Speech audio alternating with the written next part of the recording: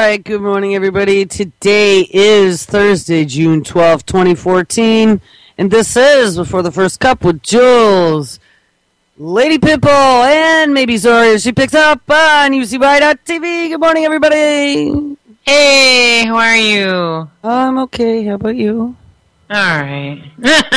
Your volume is loud. I'm going to turn Isn't you it? down. Okay. All right, speakers are up. Okay. Turn you down. Yeah, I'll back off the mic. It's loud. Yeah, Sorry. I don't know. Zori's needs to reboot her Skype, it appears.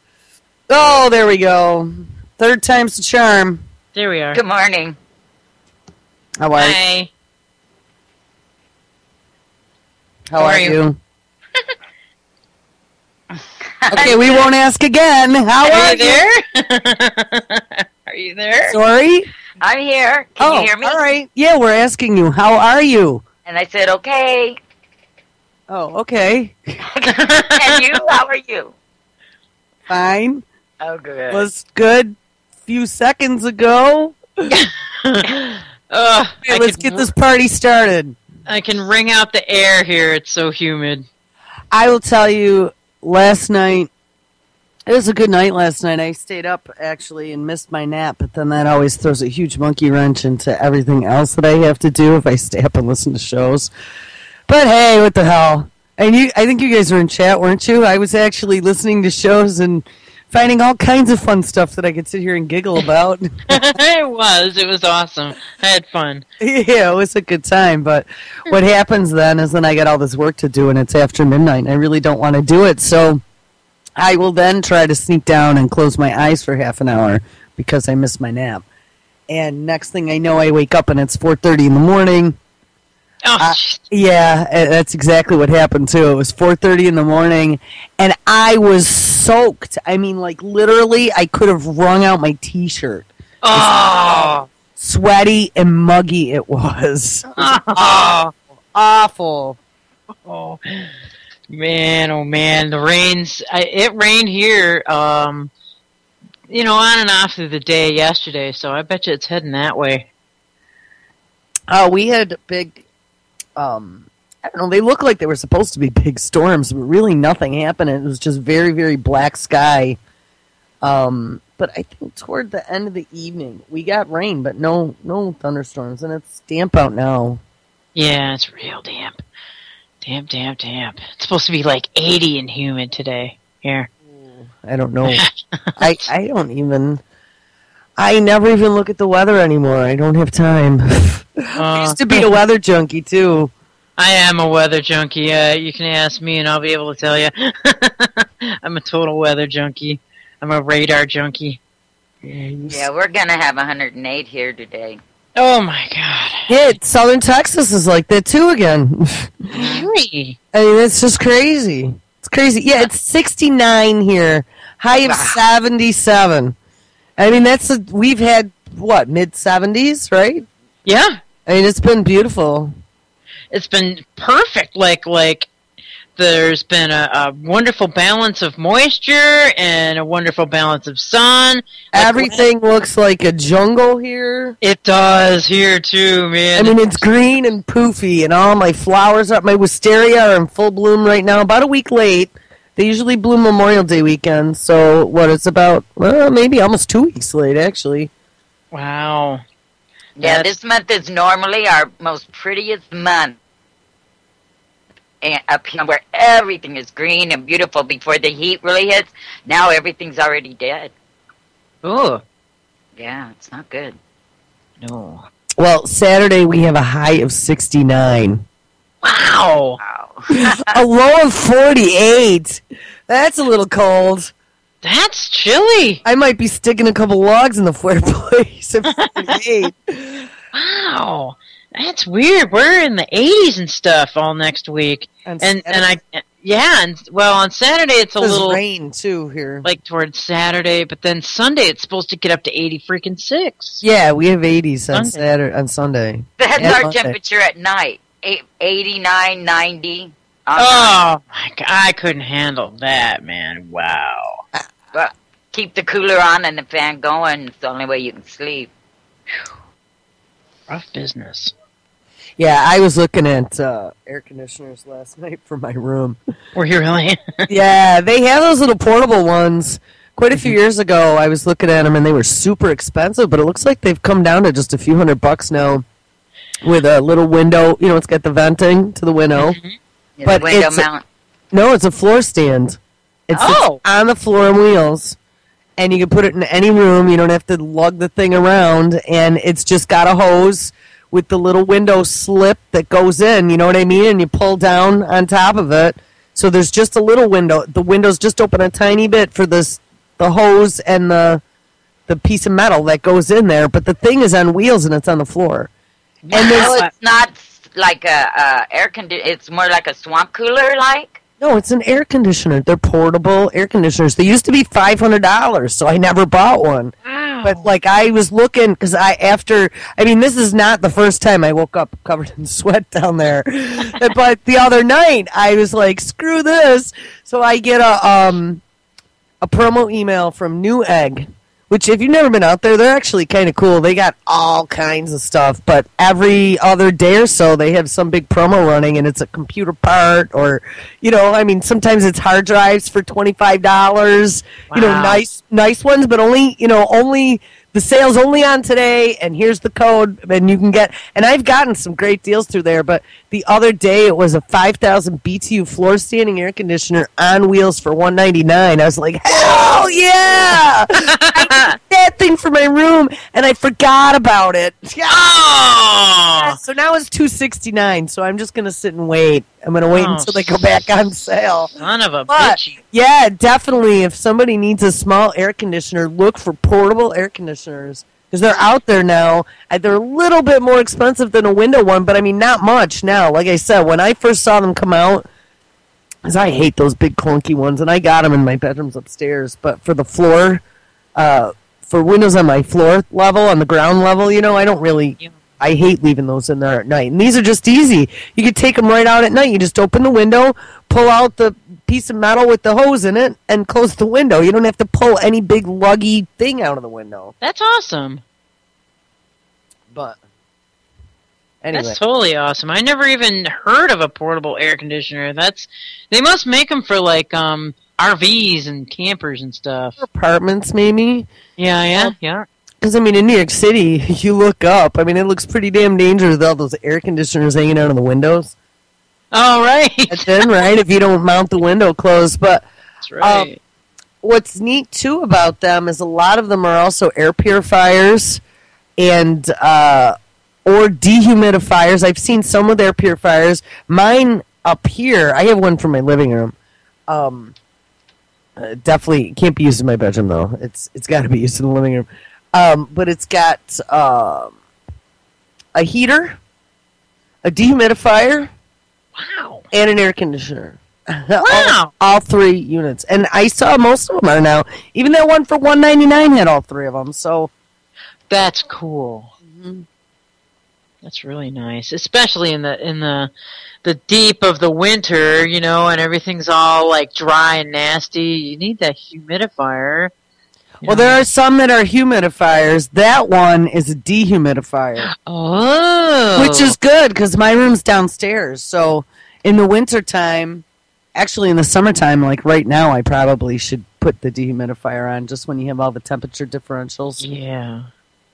Yeah, especially with all that computer equipment. Well, not out here. I'm talking my room downstairs. Not the office. Not the office. Right. No, the computer equipment needs to escape the cigarette smoke. I know, when I clean mine, it's disgusting. And I keep going, well, I'm not going to smoke in this room anymore. But then that goes away soon. Well, this is the garage. So long before this was an office, this was the one place that I used to allow myself to smoke in the wintertime instead of sitting outside at my own house. Right. Right? I did when I was in college. I used to smoke in my apartment. And then when I bought my first house in Buffalo, I said no. I mean, it was so disgusting when I moved. I lived in that apartment for 10 years, right? Oh, yellow wall. Oh, God. Move a picture and look at it and go, oh, God. Yeah, well, good horrible. thing that I took great care of that place. My cousin owned it, so I had painted a few times and whatever. But, yeah, once you take all the curtains and the clothes and everything out of there, I was like, holy shit. So he said, I will never smoke inside again. And plus, remember, my grandmother owned a bar for 40 years, so I got first-handed evidence of all that. But so I didn't smoke in my house in Buffalo. And then, I don't know, I moved to a townhouse here, then I moved to another townhouse on the other side of Rochester, and then I found this house, and I would not smoke inside, but here I'm smoking outside. So we'd come sit out in the garage here, but then we finished the garage and we put in some drywall and insulation and some indoor-outdoor carpeting. We're like, hey, look at that. We made a cool room out of it. It's like, hey, guess what? This is like disconnected from the house. We got a back door. Let's just crack the door open.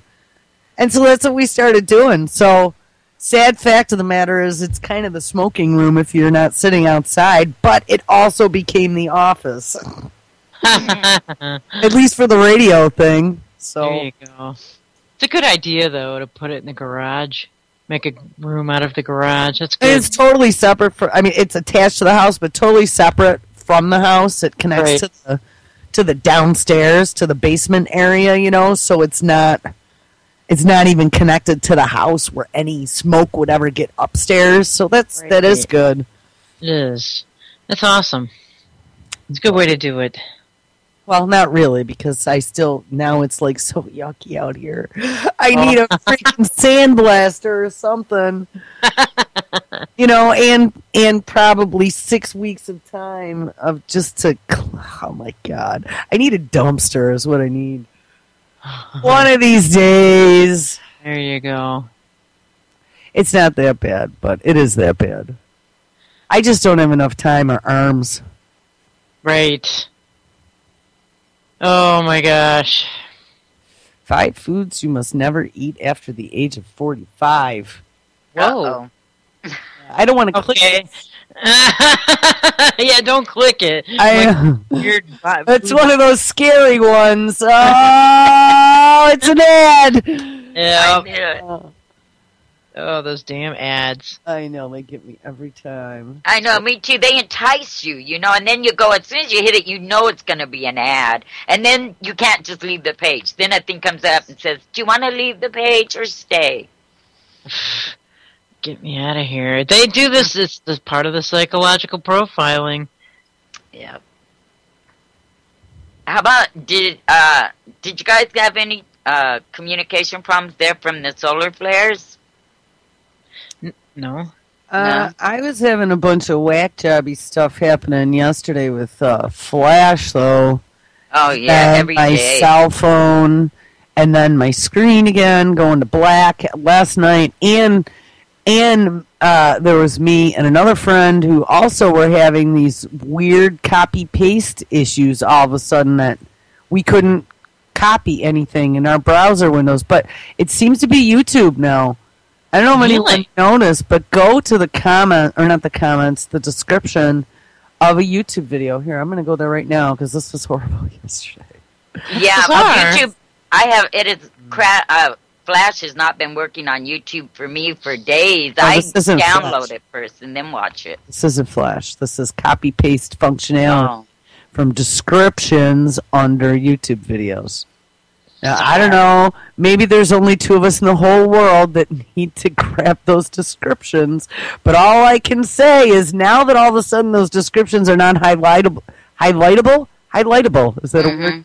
Are not highlightable and copyable, this is going to cause me major freaking heartburn with all the stories that I share, all the videos that I share. You gotta be freaking kidding me. Why in the hell would they do that? I don't know, but try it. That happened to me too. I use print screen and I print it. I hit my print screen and I get a picture of it and then I enlarge it and then save it. It's my way around that. No, Zori. Do you know what I do every day for all the websites that I maintain with all the videos that I post and the articles and things, I need the description. Yeah, copy paste. Copy paste. Copy paste. Copy paste. I don't need pictures. I'm not saving it to my hard drive. I'm sharing it to 100 different places. So if I can't copy that anymore, yeah. And I mean, I was in Google News groups. I'm freaking, oh man, and actually that's why I ended up having to take a nap, because that was after all the smiley laughy stuff ended. Looking at those record album covers. Oh yeah, that was hilarious. Oh my god, that was funny.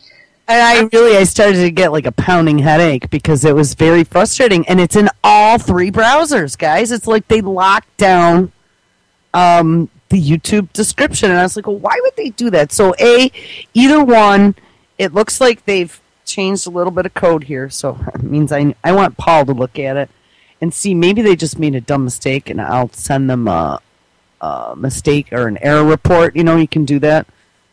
Mm-hmm. Where the show more, show less, it's like that's the only thing that's active. If you double click next to the content there, it just opens and closes. But if not, if this is a way for them to lock down and start doing their whole copyright song and dance, that's what I was thinking. That's exactly what they copy protected the page, so you can, and most of the ripping software that like Real Player, you can only get Real Player to work intermittently and in one browser now. It doesn't work in any of the others for pulling videos down.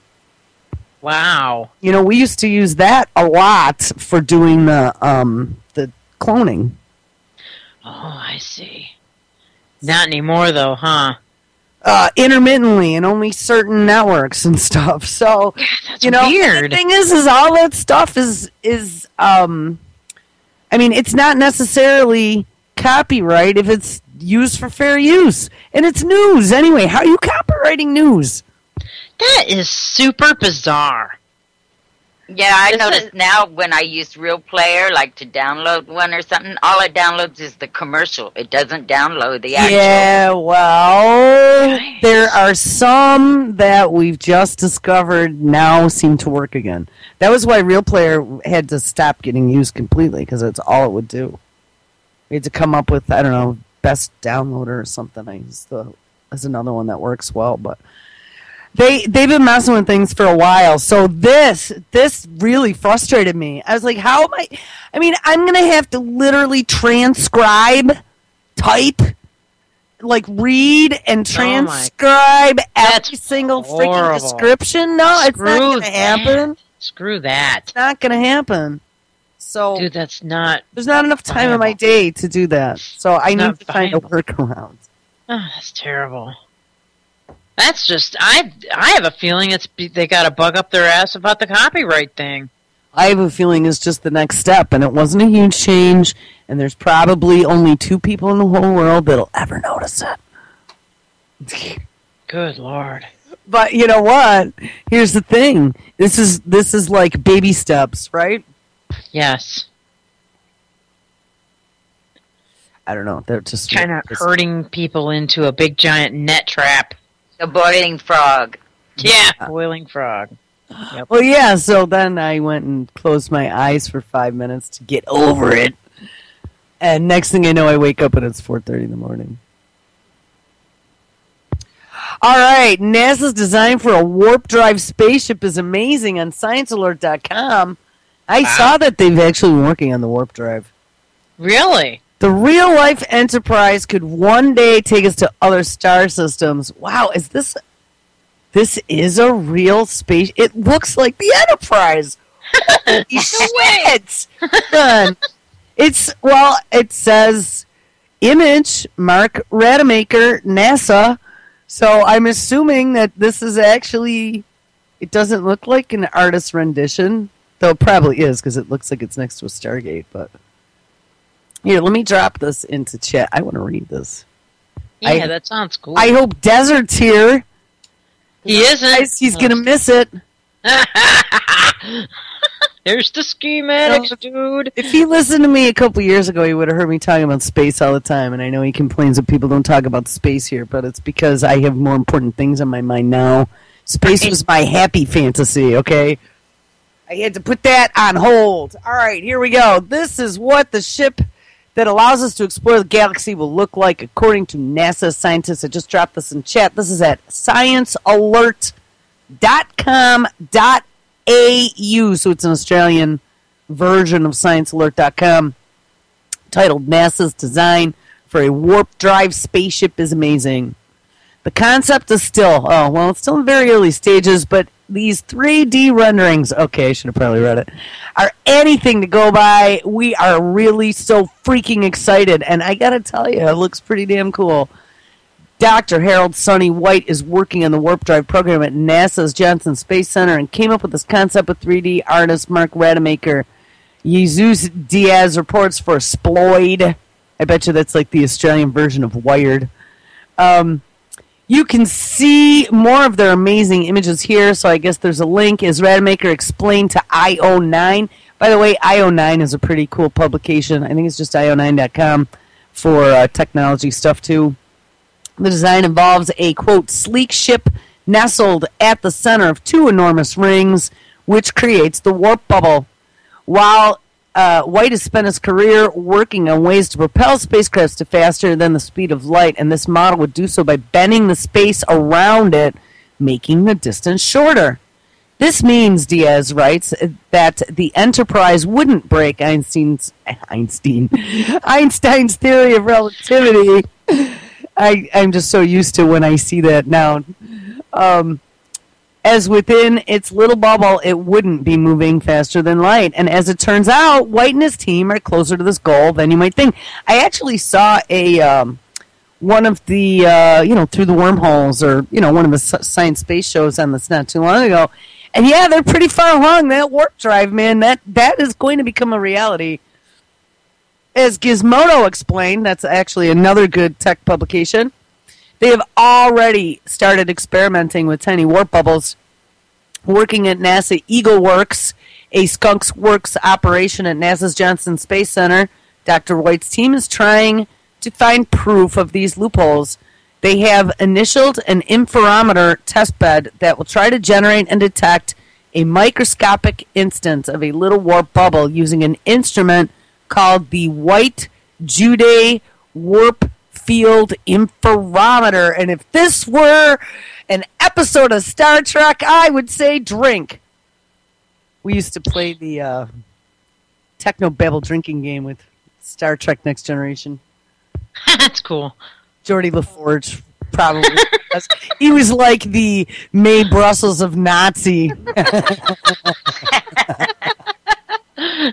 With a comb over his eyes. Yes, with the comb over his eyes. Yeah, we used to play that game in college. It was fun, and you'd get really wasted. Hey, that's great. Technobabble. All right, White believe. I told you guys all my friends were engineers, so it was actually kind of a fun geek game. White believes that if his work is successful, it will create an engine that could get us to Alpha Centauri in 2 weeks. Damn. That's pretty incredible. That means that all these DARPA suspended animation tests don't need to happen anymore unless we want to go a lot further. And actually, they have been working on that. And I just, when I was sorting videos the other day, there is a video on it. AP did a story on it. So that none of that's fantasy. They have been working on that. And there's the 100-year spaceship that's out there. I forgot to tell Desert about that. That's been going on for a while. And they got all kinds of financing. Desert's just not connected with the right people. No, there are some. I mean, I used to follow this stuff closely. I just have way more important things now every day going on, and how many 36 shows to deal with that I just don't even have time to think about this stuff anymore. I was just kidding. I read somewhere they were working on teleporting also. Well, they've been working on that for quite a while, and they just had the first real success with some matter using quantum entanglement. Wow. That's trippy. There's a lot of crazy stuff going on with... well, you guys should definitely subscribe if anyone's got a Facebook account, and I know most people don't. And you know what? At this point, I'm just like, whatever. I can't even think about all of these government whack jobs and the surveillance that is going on and the reasons why. And I don't even know if I'm going to talk about any of it today because I just had enough. I listened to everybody's show and everybody talked about the exact same thing. And it made me happy because we're all on the same page. But if that's all we have to say about it, then I'm done. Right? Listen to everybody else talk about it because my brain is saturated. I don't want to even think about it anymore. I hear you. Dude, I hear you big time. I don't. It makes me too annoyed. And then I start yelling expletives. Right. Exactly. Keep going. And then my blood pressure goes up. So I need that like I need a hole in the head. Yeah, so I said he believes if his work is successful, it would create an engine that could get us to Alpha Centauri in 2 weeks. He has created the roadmap below of steps that need to be taken. Okay, Dr. White, we are in. That was Barry White. You guys give me 1 second. Let me just make sure I don't have the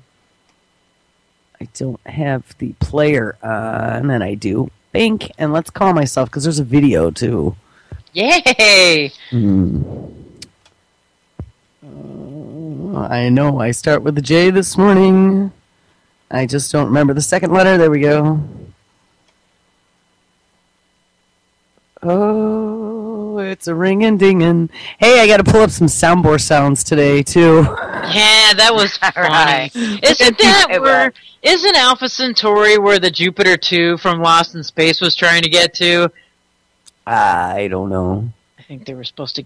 I think it was Alpha Centauri. I don't know. And they overshot it. Here we go. Yay. Oh, testing it. Oh, this is an hour. Hell no.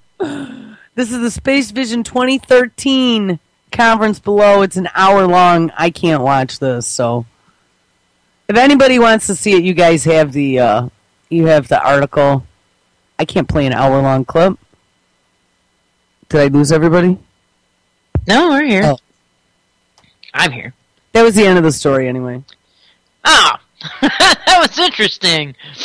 It's a trip how fast technology's moving. I mean, 2 freaking weeks, though. So Alpha Centauri is way the hell over there, somewhere.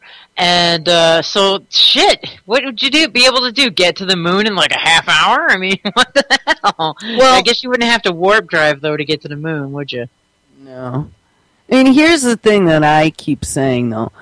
Wow. Oh, here's the whole set of 3D photos that they did for this. Wow. Wow. You guys need to see this. Here, it's on a Flickr account. I'm going to drop that right in the chat. That's the whole set of photos. That's pretty nice.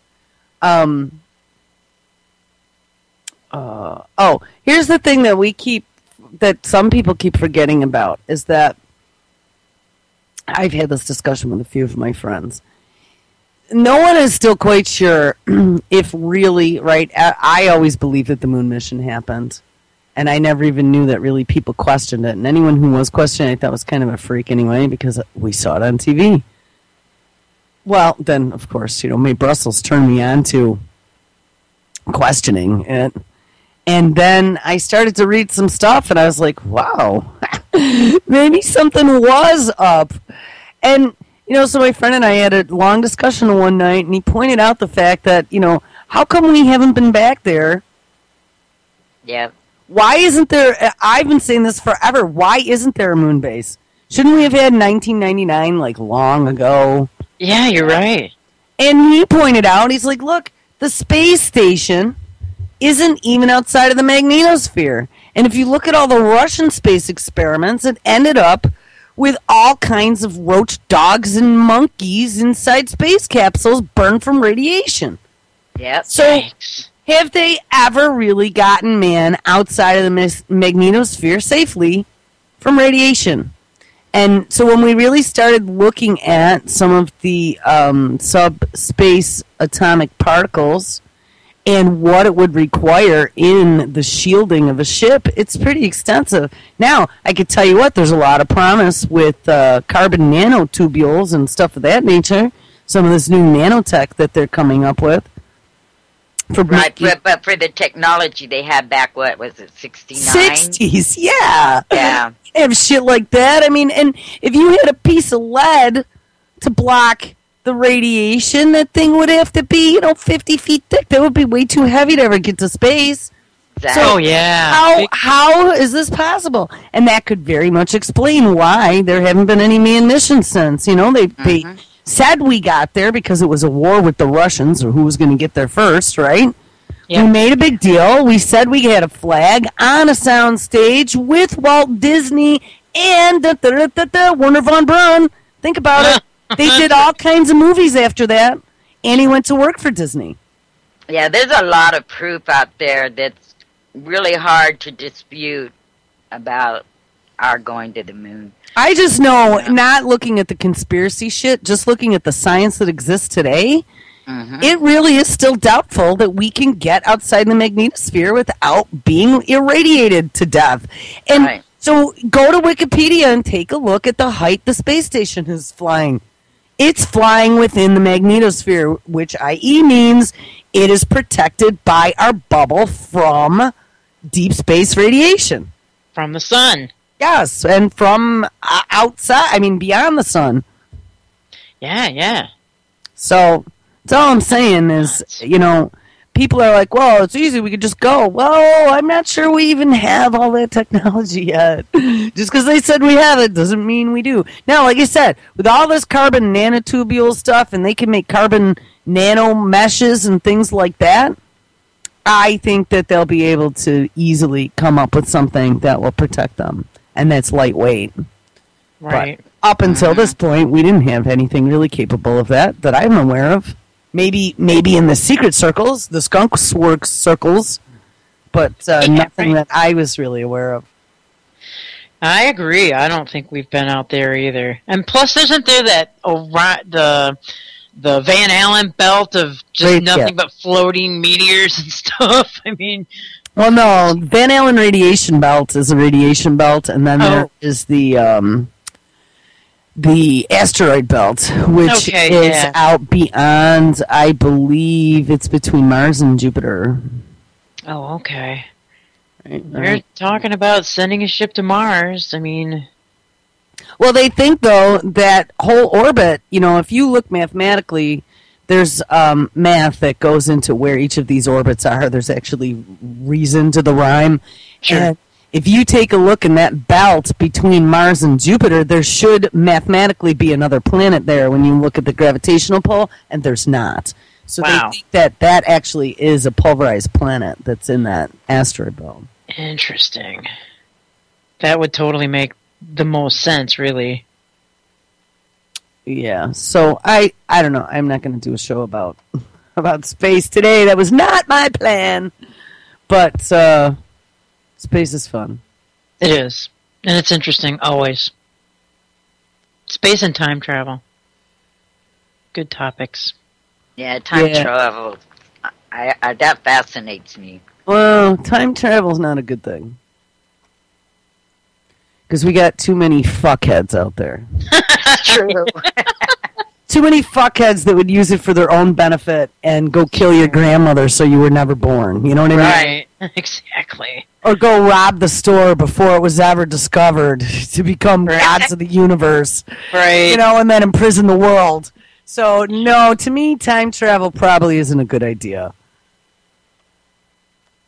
Every other week. Fascinating, though. Oh, it's very fascinating. Yeah. But like you say, they always end up using whatever we discovered for bad. Well, you got too many retards out there, and everyone's going to be trying to rule the universe. So every week, you're going to have your whole history wiped out. You'll probably be killed. We'll have robot people one week, then ant people the next. It just, to me, does not make any sense. They would have to, like on some of those science fiction shows, there was the one with the guy with the credit card that was actually his time travel machine.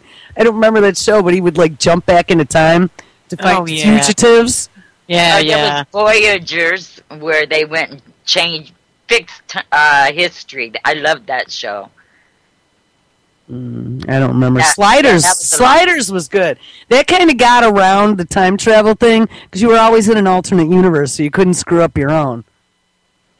Oh, there you go. That's kinda sliders, cool. right? They were all different Yeah. wormholes. Screw up somebody else's. Right. Well, the best time travel show I've ever seen is Doctor Who, so that's always... Yeah, well, I'm a big Doctor Who is fan of like that. absolutely out of the ballpark. So there's It's between cool. anything else in Doctor Who. Right. Exactly. I'm going to go to the WTF page, though. Oh, yeah. So the last story last night that I posted was a Wikipedia entry with the title simply as Haboob. I figured more than 5 people would have looked at it because of the 4 letters B-O-O-B, but I guess not.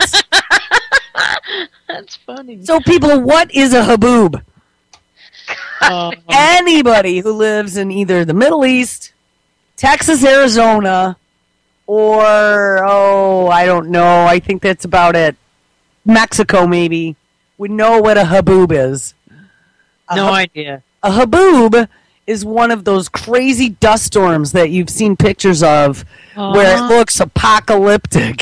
Yeah, right? yeah. Where it's like the massive floor or sky to ground dust wall coming at you. Well, one hit Southwest Texas yesterday, and you could see it on the radar as purple. Wow. There were severe thunderstorm warnings. Boop, boop, boop, boop. It was a dust storm in that purple cloud. Like mud up your nose and your eyeballs and your ears. I got caught. Trees at 90 degrees, huh? I got caught in one going to the Colorado River. My folks and I did, and I mean, you have dirt everywhere. I mean, anywhere it could get in your ear. I mean, literally. Yeah, literally. Oh, man. But I was like, it's called a haboob.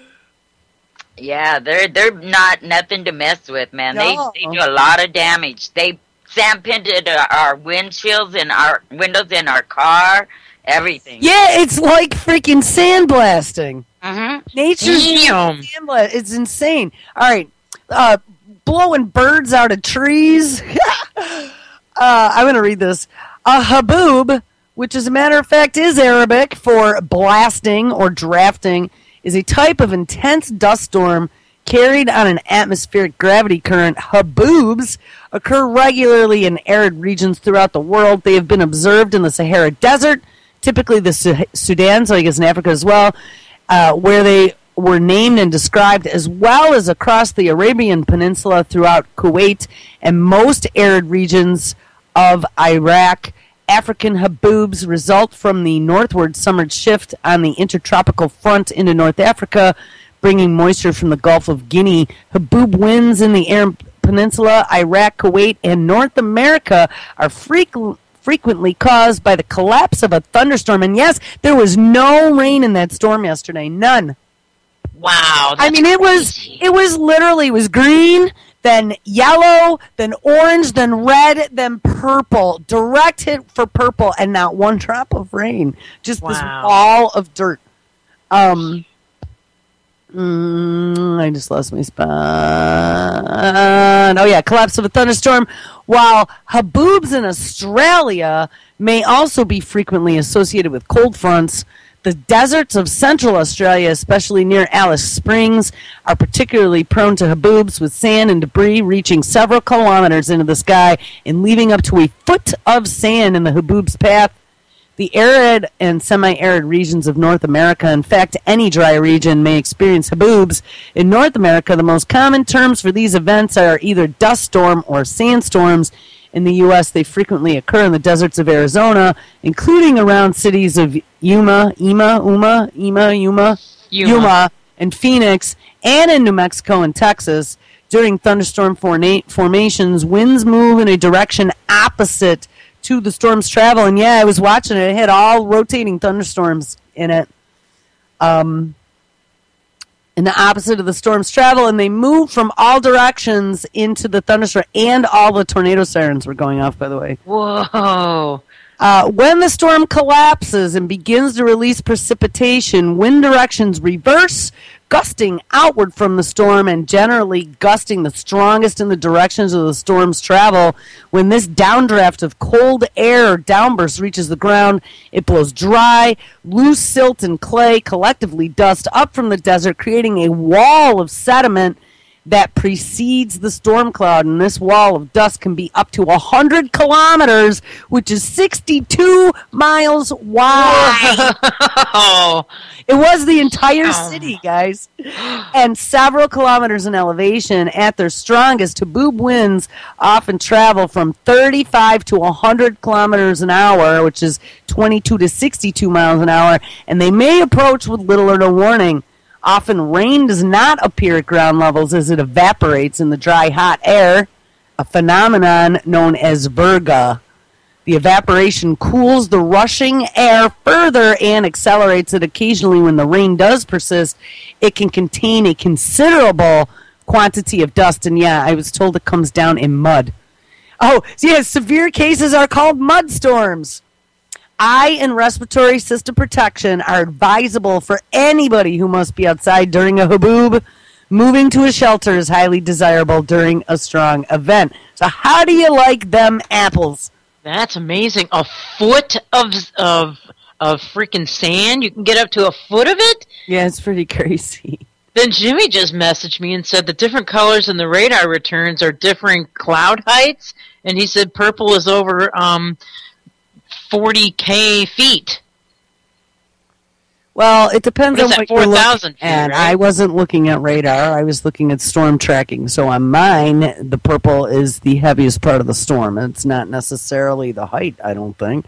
I could turn on different types of radar. If you guys go to the big advanced one, the Wonder Maps.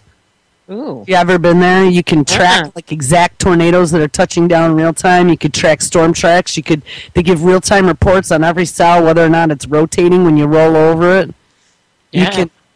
It's awesome. Wonder with a U, WUNDER maps.com. Was that like that Weather Underground with the U? Yes, it's the Weather Underground. And I got to tell you, for any massive storm that I've watched over the last 3 or 4 years, that's the place you want to go. Not AccuWeather, not Weather.com, whose flash is so clunky now that it doesn't even load on any computer. And AccuWeather is still like 1982 radar, right? That Wonder Map is like real-time storm tracking, and then if you couple that with the Storm Tracker site, the guys who chase the tornadoes, you can get real-time live video out of their little tanks. We did that a couple weeks ago when the last time the tornado sirens went off. I was actually watching live video locally from the Tornado Tracker guys. We're driving with their freaking cameras streaming. Yeah, I've been watching those for a while. Mm-hmm. But I mean, you couple it with that Wonder Map where you can see the real-time storms and the rotating part, and zoom right in on where you need to be to see where you're getting the biggest hit, and then couple that with the storm, and it's almost like you're there. The only thing I can't do is hear it. Wow, that's pretty amazing. See, so I still do get my weather junk off, but has to be a live storm. Interesting. And active. That's cool. Yeah, check it out. So I don't know. I mean, I know that on some of the maps, the purple is elevation, and there are a couple different things you can check. So I was messing with it last night, just trying to check. I mean, there's so many options down the side. And if I clicked the satellite was showing me the purple, and maybe that was the height. But if I was clicking the radar purple was the heart of the big fat-ass storm. Dang, man. And then so on top they get a foot of, let me get this straight, they get a foot of sand or silt or whatever, and then behind that comes the rain. Well, no, and it rains on top of it? Not even any rain. Sometimes there's all kinds of rain and it's mixed with mud. Oh, that's crazy. Yesterday there was no rain at all. Wow. It was just dirt, and it ended up in every pore. Oh, there would be nowhere to go get shelter from that, especially with a high wind. A basement. All I know is a couple years ago we had a tornado come through the southern tier of New York, and I happened to be down there visiting one of my friends. And my dad was down there too, and I remember we had the local radio station on. And he starts packing up shit from outside. He's like, come on, Jewel, we got to go. And I'm like, what are you talking about? He's like, did you just hear there's a tornado in the next town over and it's heading this way? I was like, no shit. So our friends have a basement. So that's where we went. We headed to my friend's house who had a basement. And we were like, holy shit. They're like, nah. We put on the radio, sure than shit.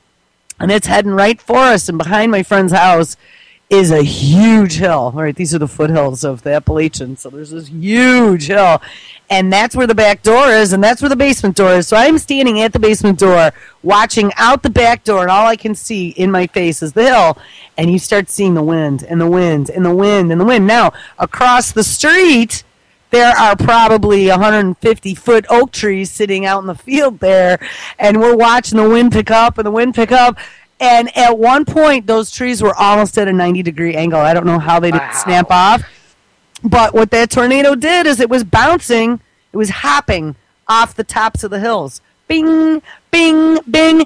And it skipped right over us and it hit the next town over. Wow. That's even funny, but I mean, literally, I don't think I've been that close to a tornado really except in when I took my trip in 1993 and saw one close up and personal in Colorado. Wow, did you really? That. So, yeah, I got pictures too. I outran it. Shit. That's cool.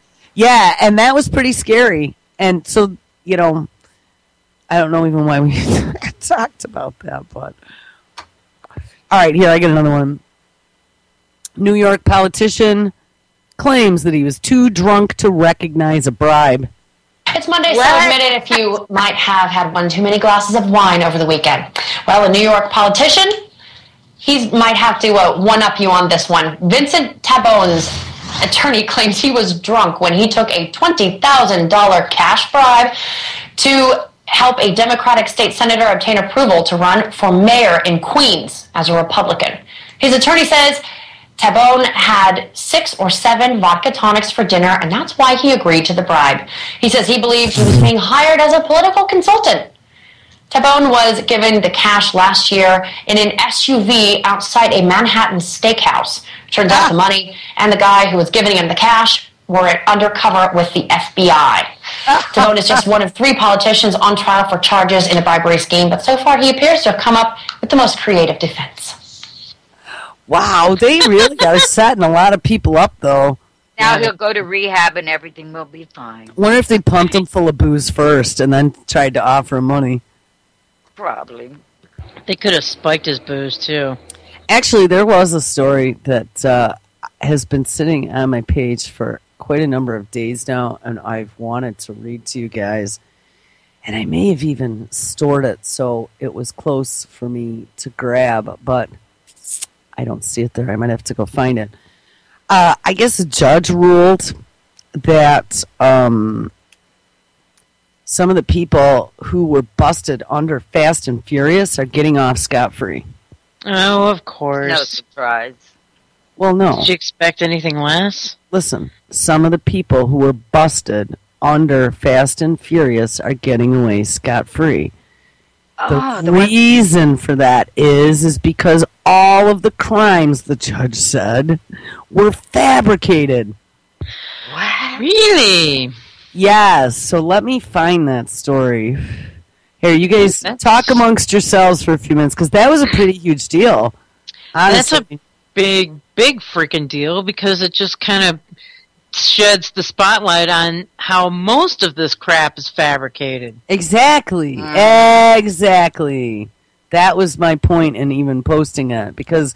What, you don't think that they don't do that? You don't think that that's what they're doing now? You don't see how this is all ramping up? They're setting people up, and this is probably the only thing I'm going to say. I mean, we found out yesterday now the story changed in that Nevada shooting, and they're like, well, we had to set the record straight, whatever. You know what? Again, like Sandy Hook, fucking get off of it. I just am so sick of these stories and the buzzwords and the keywords and just the fear, the bullshit, whatever. Here's the thing. How the hell did these people end up with a shopping cart full of all this high-quality gear? Where did that come from? They sold all their belongings, but they didn't look like they were people of any means. Right. No, and they were staying with a friend. With a so they friend, didn't really sleeping have on a own couch. They didn't. Yeah. They quit their jobs and they left Indiana or wherever they were from. They were street performers. That's why they were dressed up Like Peter just without- Pan. with makeup and whatever. I mean, I saw the street performers when I was there. You know, there's all kinds of them. The one dude in the box was the best, man. He folded himself up and stuck himself into this little box. He was a total contortionist. I love street performers. He was like in this full body bodysuit, lycra, whatever, and he like green flash or whatever, and he just like folded himself up. Beep, beep, beep, beep, beep. I was like, how the hell is that guy doing that? Double-jointed. Yeah, or something. It was really nuts. But, you know, so these people really didn't have much of a pot to piss in. How did they end up with a shopping cart full of who the hell knows what? Where did that come from? That's like, you know, rebels in Syria having all of these high-tech guns. Where did those all come from? You know what I mean? Now, who has the money to supply all this stuff? Right. You know, so I just look at this stuff and I'm like, just stop. Right. You know, and I'm sure that's not always the case. Again, you know, everybody keeps missing the big fucking piece of the puzzle with these SSRIs. I guess I'm going to have to be the one that gets Dr. Lucier and we do our own fucking research paper. Because I found the connection already 6 months ago, and there's no one but me that talks about it. I've shown you guys the study that glyphosate suppresses the cytochrome P450 enzyme. There are two-hour shows with Dr. Lucier that Madison did that talks about all of her DNA research. She's a 50-year freaking psychiatrist.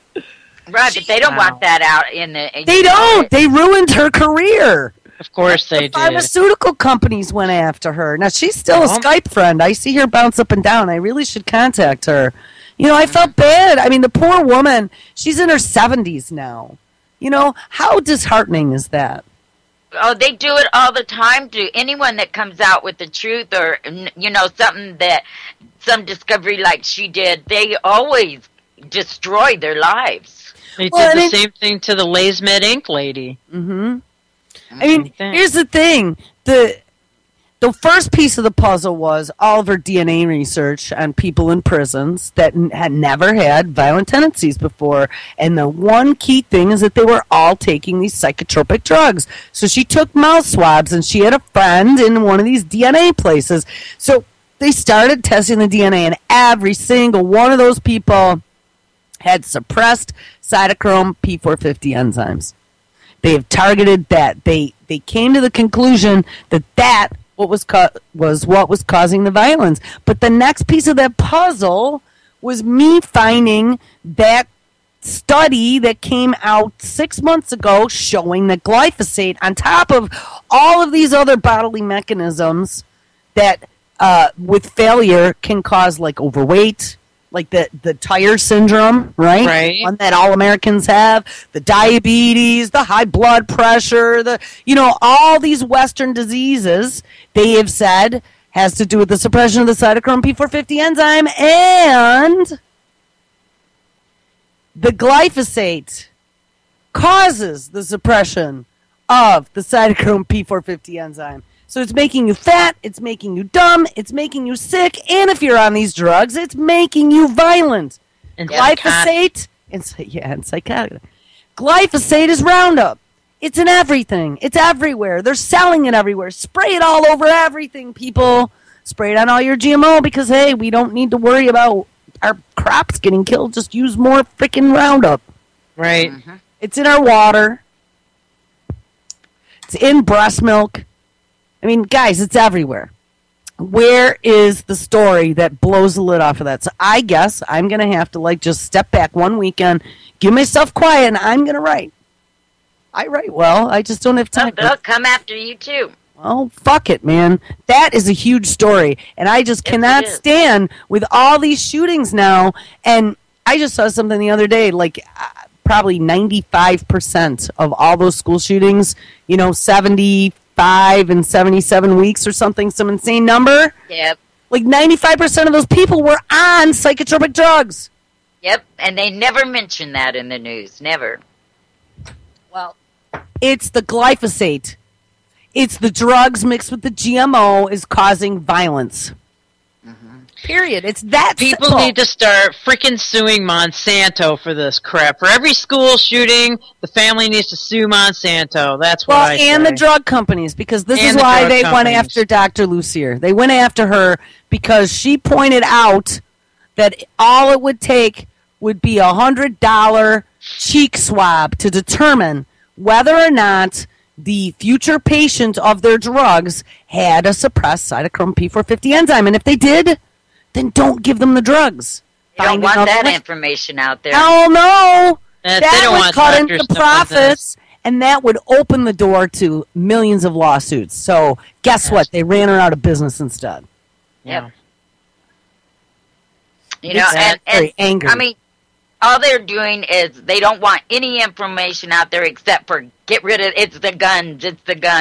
That's their whole thing about this, and they know what the SSRIs are doing. And they know damn well what all this is doing. And the biggest thing isn't 70% of the U.S. population on these things? Yes. I And think even higher than that. well, this whole gun grab thing, I think, I don't know if I talked about it the other day, there's now a new online therapy website, and it just says type your, are you depressed? Type it in here, talk to a therapist, for real, now. Really? Are people that dumb? Yeah, they people are. that dumb? They're tracking, bagging, and tagging everything. So, as we're all eating our GMO foods and getting loaded with glyphosate and getting suppressed cytochrome P450 enzymes that then makes us sicker, that then makes us get autoimmune diseases too, and gives you leaky gut syndrome, and all these other Western diseases that send us to the doctor back and forth for new drugs, you're also going to be depressed. That's right. You're going to be depressed when you don't feel well. And when you're depressed, and I mean, look at all the other issues that, you have ADHD, you have, who knows that maybe the glyphosate, and actually, I should really go find that study. Hold on, I'm going to read it. It's a paragraph, cytochrome P, CYP. Can I type CYP450? If you search glyphosate and CYP450, or actually P450, they have it. They have a cytochrome P450. You will find it. It's an Entropy, which is a science publication. Here is the title: Glyphosate Suppression of Cytochrome P450 Enzymes and Amino Acid Biosynthesis by the Gut Microbiome. Pathways to Modern Diseases. Wow. Can you post that link? Yeah, I have probably about 50 times, but I will again because this is so damning to everything. All right, abstract. Glyphosate, the active ingredient in Roundup, is the most popular herbicide used worldwide. The industry asserts it is minimally toxic to humans, but here we argue otherwise. Residuals are found on the main foods of Western diet, comprised mainly of sugar, corn, soy, and wheat. Glyphosate's inhibition of cytochrome P450, parentheses CYP, enzymes is an overlooked component of its toxicity to mammals. CYP enzymes play crucial roles in biology, one of which is to detoxify xenobiotics. Thus, glyphosate enhances the damaging effects of other foodborne chemical residues and environmental toxins. Negative impacts on the body is insidious and manifests slowly over time as inflammation, guys. That's where your turmeric is going to come in handy. Inflammation damages cellular systems throughout the body. Inflammation is the key to disease. So that makes you inflamed, puffy, sore, and it allows your cells to grow out of control. Here we show how interference with CYP enzymes acts synergistically with its disruption of the biosynthesis of aromatic amino acids by gut bacteria, as well as impairment in the serum sulfate transport. Consequences are most of the diseases and conditions associated with a Western diet, which include gastrointestinal disorders, obesity, diabetes, heart disease, depression, autism, infertility, cancer, and Alzheimer's disease. We explain the documented effects of glyphosate and its ability to induce disease, and we show that glyphosate is the textbook example of an exogenous semiotic entropy, the disruption of homeostasis by environmental toxins. That was the brief. The full PDF text is there. People, that's the key. And I'll tell you who actually introduced us to Dr. Lucier and did the first article I ever saw on the CYP450 enzyme was Brandon Tuberville. I should actually ask Brandon to go blow the doors off of this shit. I think so. That's awesome. I got to catch up with him to get his show for next week after Kevin's done. So maybe I will ask him if he can blow the doors off of this and get us an update on the universal IDs. Sweet. Because I really want to know what's going on with that now, too. There were a lot of countries that were implementing that cashless IBM software, and that was already probably a year ago. So who knows? But anyway, people, this stuff is for real, and it's in our food, and I'm telling you, the research has been done. This is what's causing the violence with the SSRIs. And as a matter of fact, I mean, listen to all the things it causes. Depression, autism, infertility, cancer, Alzheimer's. I mean, this is like a freaking pharmaceutical company's wet fucking dream, is it not? It is. It absolutely is. It's on everything we eat that's out there. Spray some more shit on it. Exactly. All the farmers spray with this crap. Well, it's available at all the freaking home stores. You can go buy your own gallon of Roundup and spray it. I took a walk with the dog the other day, and there was a guy spraying it all over his freaking front yard. Yep, and so do all your neighbors. Yeah. Yeah, it makes sense. And all you got to do is walk right by it. I'm just like going, ugh. Yeah, at least if they get it done professionally, they have to put a sign on the lawn. Here in New York, that was made a law. They do it out of courtesy here.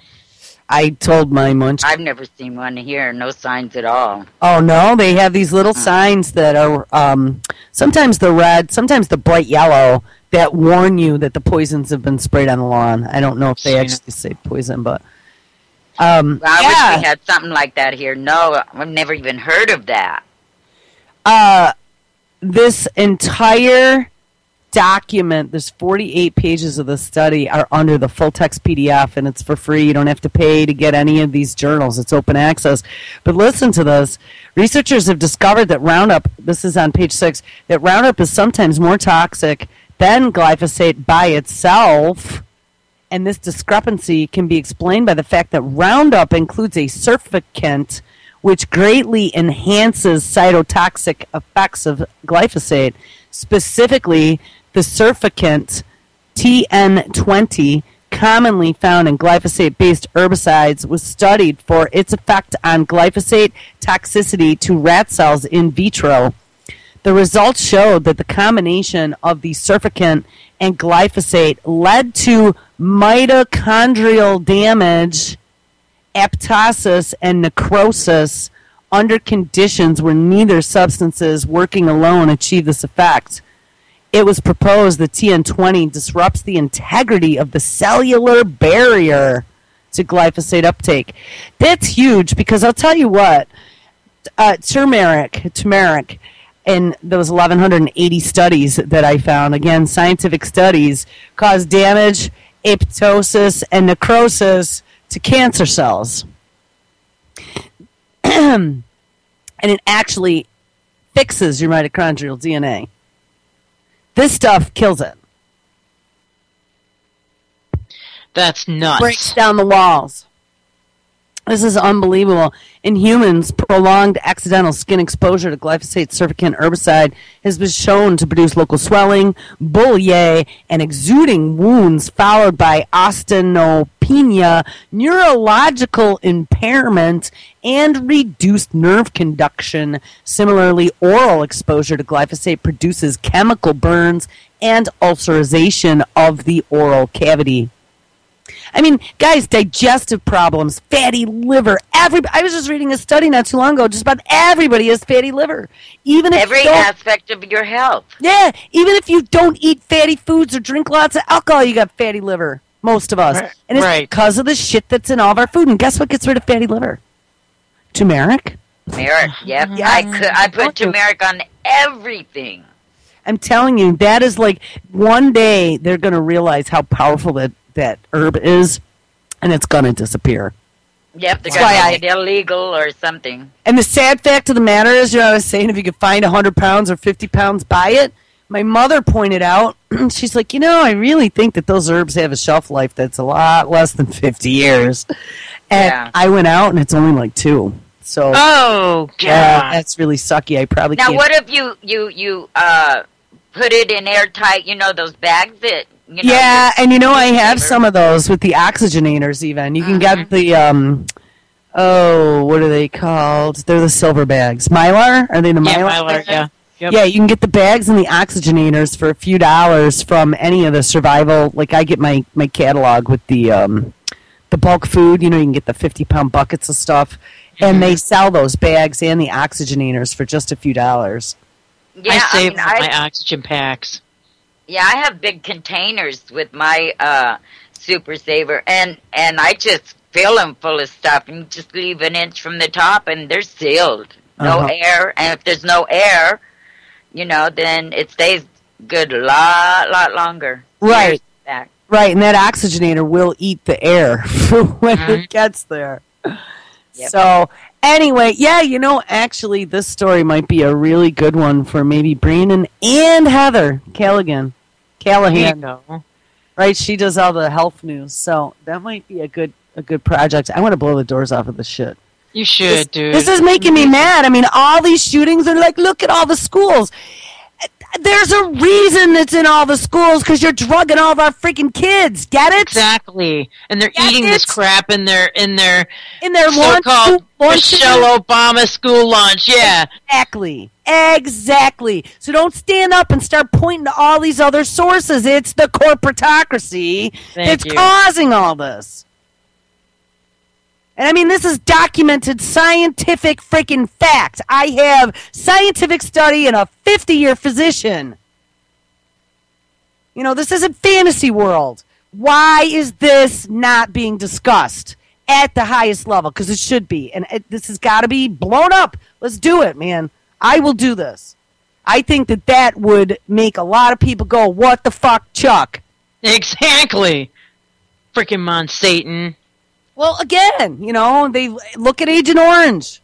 Yeah, it's Exactly. all in your best interest. I was watching a show the one day. It surprised me that it was on TV, and they were talking about Agent Orange and Mount Satan and showing all of the memos that were hidden, redacted, and shredded. Oh, those bastards. It just pisses me off. They knew about it. Yeah, they knew. And I was at the store a couple days ago. I forget why. Oh yeah, I had to get some Epsom salt, so I was at the regular store, and I just was amazed at the people that are overweight. Now, I don't remember any time in my life seeing almost every single person in that store was just obese. Well, Kevin Blanche has talked about that a lot of times. Just about go back to the 60s and look at the people and look at the shape they were in. Everybody was just beautiful. Yeah. You didn't see overweight like you do now. And it's Right. all the same freaking spare tire. And it's your Yeah. gut microbe being damaged is what's happening. And at my health food store, I see no obesity, but I don't know. It just blew me away. I mean, it just like glared out at me. This is terrible. It's dangerous. Yeah. And then they're feeding their kids this, and it's just on and on and on. It's so sad. So the next generation is going to be even more of basket cases than even our generation is. You know what I mean? And the kids growing up now they're just completely useless. Yeah. If you talk about predictive programming, I think I've mentioned this before, but having a child who is just like obsessed, she just loves space. And of course it's all by design, right? That's what they want to do. They want this generation to want to go to space because they're planning on screwing this one up. And sending out some teams to go die from some alien while they're trying to explore one of these habitable planets. personally, I think I would be all right if she like took lots of math and science and became an engineer like Mom. I think that would be a good thing. I told her I don't want her to go into space. I said, you know what? Here's the thing. Once you go to space, you probably won't be able to come back either because you're going to deep space. And wouldn't you really miss like the trees and the birds? I don't think she ever thought about that. But one of the predictive movies for children, the brainwashers, would be Wall-E.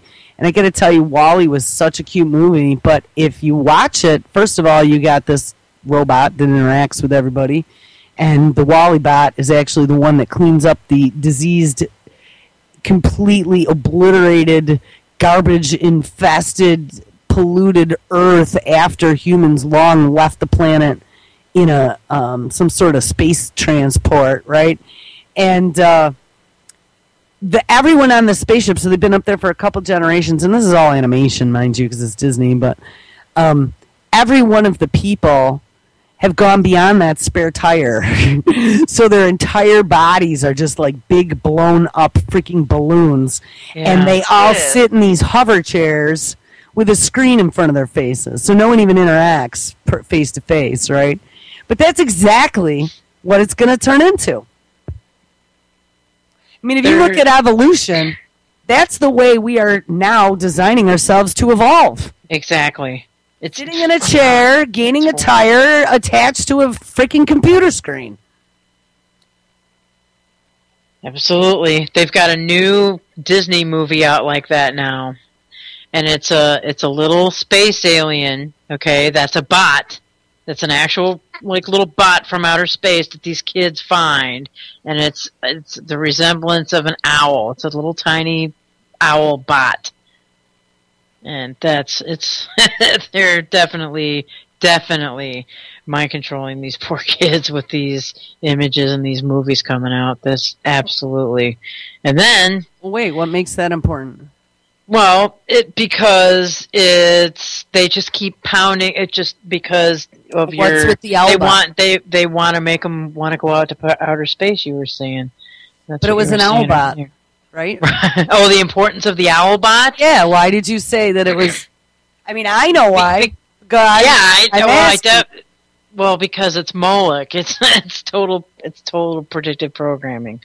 Oh, I didn't see it as that. I saw that we now have bird surveillance drones, and we have all these. They are replicating nature because nature, of course, has much better design than any of us have been able to come up with for a lot of these robots.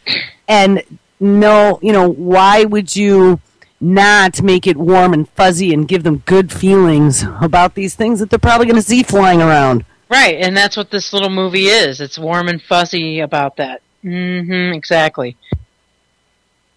And there's the Moloch thing in there, too. That's not an accident. Yeah, I don't know about that. I do. Sorry. No, it's okay. But this Roundup thing is really, it's killing us. Well, it is. And I'm sure that think about how many other chemicals are in our food every day. This happens to be one. Right. But I think that Monsanto is probably the biggest, evilest chemical company in a long time that has come about and had its hands in so many different pies. And they're working with Big Pharma. What was that? They're working with Big Pharma to do this crap because it's working together. Well, it's even beyond Big Pharma. I mean, you take a look at a lot of the DARPA stuff that's going on and a lot of the research with the universal flu vaccine and the genetically modified tobacco and the mitochondrial DNA or the mRNA. Sorry, guys, it's huge. It's way beyond it. They are all working on the mad science gone mad. And the sad fact of the matter is the genie is already out of the bottle, and I don't know if we can ever put it back. As people are running around, pointing to this, that, or the other thing as, it's coming or the sky is falling or whatever, what everybody is missing is the fact that they are trying to destroy biological life and replace it with synthetic life. And once you've done that, you have control. And you can make money on it because it's all patentable. And you have then the whole transhumanism agenda that is ripe to roll. Yep. You know, I mean, that is what this is about. It is about losing the biological human race. You think I'm crazy? Hey, they just came out with 2 new letters for DNA. So and they made them reproduce. No longer is it just A, T, C, G is the 4 proteins or amino acids that are in your DNA. They now have the 2 new X and Y, which are synthetic proteins, and they've gotten these to reproduce. That, by definition, is alien life. Because guess what? Everything on planet Earth has only 4 amino acids, not 6. Except for this new shit that they now are playing with. That is just, it's too hard to get the mind wrapped around that. That's insane. And as they're working on these computer brain interfaces and all these other things, guys. And I got to tell you, I remember a story back from probably 20 years ago, and it might have even been something from Carl Sagan that I had read. He was talking about different life forms that could potentially exist in the universe, and our life form on Earth is carbon-based. They said that it was very possible when looking at the periodic table that there could be civilizations out there or other worlds out there whose life was based on silicone.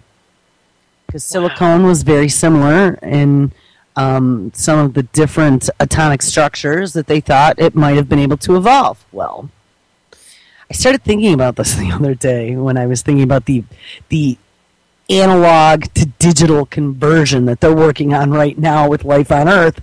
And think about this. What are chips made out of? Silicone. Silicone, okay. Call it Silicon Valley. Right. Transhumanism. Yikes, Different man. life form. Wipe out carbon-based life. I don't know. I just started thinking that. I was like, oh, no shit. They said, hey, what a great idea. Silicone-based life. We could do that. Oh, that's spooky. Mm-hmm. It's horrible, man. I don't know, there was just a thought of fancy, but to me, it just kind of lines up with everything. It's like, no way. Are they really trying to form the other basis of life that they always said that they thought could exist was a silicone-based life form? I wouldn't doubt it.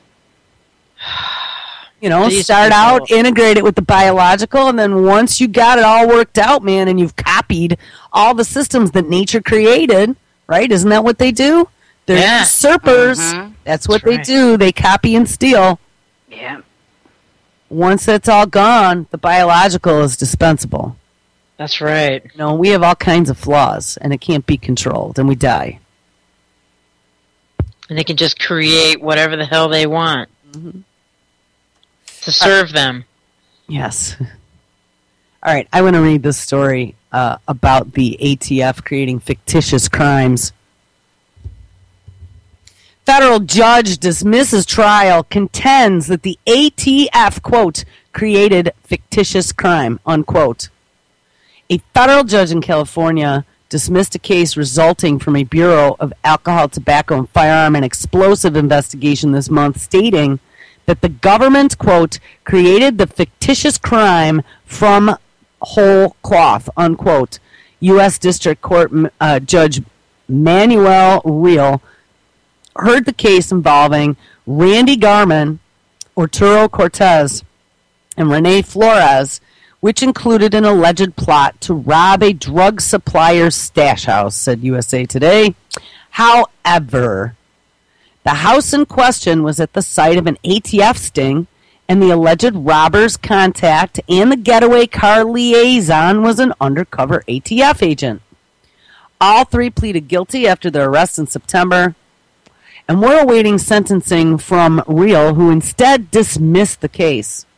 According to court transcripts, the 3 defendants had been recruited by confidential informants who were given $8,600 to, quote, convince citizens to join in the government scheme, unquote, said the judge.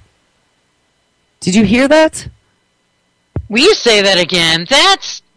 Guys, this is what I'm telling you, and I think this is going on way more than we know. It's why we were saying the other day, be careful of who you talk to, see something, say something. And that one video clip the other day about the Nevada people and the ties to Bundy and whatever, they came right out and said that they have people infiltrating and informants. So you pay attention. According to court transcripts, the 3 defendants have been recruited by confidential informants who were given $8,600 to, quote, convince citizens to join in the government scheme, unquote. There are people being paid to go in and try and radicalize people and bring them in to commit a crime. And we've heard this over and over and over again with crazy bombings. Remember when it was all bombings for a while? Yup. Now it's shootings. That's how they manufacture these. And I'm not saying, whoever that our happy, friendly troll that shows up here every day kept going off about say it's a hoax, say it's a hoax. I know. God, you know what? I'm going to tell you what. People died. JJ actually had a woman at Sandy Hook who he knew up there who went to some of the funerals. Okay, people died.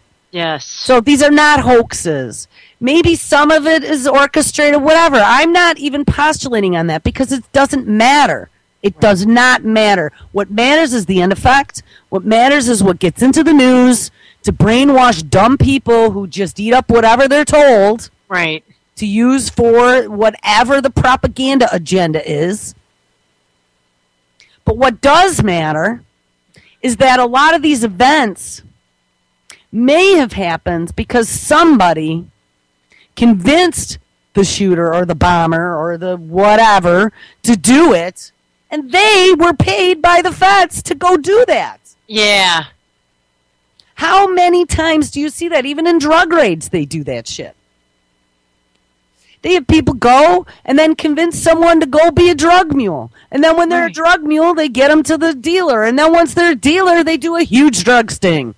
That's right. Well, it happened to Hutari, too. Same thing. Well, there has to be lots of crime out there, They paid this informant, on $3,600. Well, no, 36,000, I think it was, to go and do this. Some of them make over $1 million a year, these paid informants. Mm-hmm. And here's the thing, guys. If we don't have crime, there is no justification for blowing our wad on all this military and all this surveillance now, is there? That's right. Well, that's exactly what they're doing. Mm-hmm. So isn't it called problem, reaction, solution? That's right. The Hegelian diet. That's what I was saying on Tuesday. That's exactly what my whole point was on Tuesday. I railed on about it for 2 freaking hours. Now that it's cops that are killed, now they have a reason to have all this military equipment to protect. Well, when I found out that those 2 shooters from Las Vegas went to the Bundy Ranch, I knew instantly. I mean, they must have been paid to do this crap. I mean, and I said it on Tuesday. I was like, how much you want to make a bet that somewhere down the road it's going to get exposed that they were working for the feds or with the feds or they had stuff. Well, I haven't seen any of that. I haven't seen it either, but I just said I'm speculating now, and I said that on Tuesday I was speculating that down the road something's going to come out and eventually we're going to find this out. So, I mean, it just seems... And we'll probably find out that he was on freaking depression drugs, too. Absolutely. But, they were on methamphetamines. That already came out. Maybe they were giving him meth. That's another good way to control someone. Get them hooked on some highly addictive drug and then start feeding it to them to get them to do what you want. Right. All I want to know is when I heard about the huge shopping cart full of all these weapons, I'm telling you, they were of no people of means for certain to be able to afford stuff like that. So where did the funding come from for all that? Exactly. And the FBI is famous for doing that for Army people. Well, they sure are, or stuff like this. Maybe they hooked them up with somebody who then had means, who gave them stuff. Who knows? Let me read a little bit more. So that was the judge who said that. The judge further pointed out that none of the 3 men had ever had a history of being involved in matters concerning guns, tax violations, or liquor that would have brought them under the ATF scrutiny. This was all described by the federal judge in court as, quote, trolling poor neighborhoods to ensure and ensnare its poor citizens, unquote. And kudos to this judge, because he totally called him out. That's awesome. Right. Now I wonder how long he'll be around. Yeah, actually, we should pay attention. He's a pretty old dude, too. Judge Reel dismissed the the criminal U.S. Attorney General's case against the three men, quote, for the government's outrageous conduct, unquote, and ordered their release in a May 12th hearing. He found that, in his opinion, there had been no crime to charge them with in the first place. Wow. Right on, Judge. That's pretty groundbreaking. Yeah, he'll be retiring very soon, I'm sure. You know, maybe that's why he did it. Yeah. No, I mean, maybe he's close to retirement, and he finally said, screw you, because I'm going to expose your bullshit. Hell yeah. Quote, the government created the fictitious crime from whole cloth, unquote, said Reel. The government provided the location to the plan of the fictitious crime, where undercover ATF agent Carr insisted on running through a script to ensure a conspiracy had been hatched, and that Carr also provided the getaway car with the fictitious conspiracy, he explained. The criminal U.S. Attorney's Office filed an emergency protective notice of appeal with the Ninth Circuit Court of Appeals in the case, stating that the three individuals were flight risks. The Ninth Court Circuit approved that notice, and all three still remain in custody, while the appeal is now being considered and is expected this fall. So they're not up there. What? Yeah, mothers. They always do that. What? They get to one of the district courts that they own the judge. Yep. No freaking way. Those guys should be out as soon as that judge's gavel went down. They should have been able to walk out the courtroom that freaking day. They can't be held for a freaking appeal. What the fuck is going on around here? Yep. I'm telling you. It's rotten from the top. My God, that's what it is. Rotten from the top. There goes my blood. Yeah, don't. At least we're not rocking today with DARPA stories. I am. With the life of saints and all this. I know. That's a rocker. But this pisses me off, man. What the? And I mean, this happens all the time. We know it does. Can't that judge just order them out? And I say, screw you, I ruled. I just hope he's safe. I hope that he's not safe. I'm telling you right now, he's not. You know that, or he'll recant his decision in a day. No, he ain't gonna do that. He's not gonna do that. I've seen it happen before with judges. Well, I don't know about that. I just think that his family or something, and then he just all of a sudden decides that no, he was wrong. Right. Shit. That they went directly against a judge's ruling. Yeah. They didn't let these guys go. Yeah, that's pretty crazy. You guys, this is like indefinite detention here. Mm-hmm. Well, and they weren't proved guilty of a crime. Right! Hello! Hello! As a matter of fact, they were exonerated. And you can't. Yeah, what happened to you? Can't be tried for the same crime. Double jeopardy. Right, absolutely. This is total criminality, lawlessness. Freaking criminal holder. It is. It's because it's rotten from the top. It is. The head legal guy in the country is corrupt. And as a matter of fact, it has to do with his big corruption scheme that he won't release any freaking memos for, so it can even go to trial or investigation. National security. Right. And here, I'm going to read a little bit more because it gets into Fast and Furious then. Oh. So the appeal is considered and is expected this fall. This case is the latest example in a growing list of embarrassing investigations by the agency that seem to defy common sense and endanger public safety.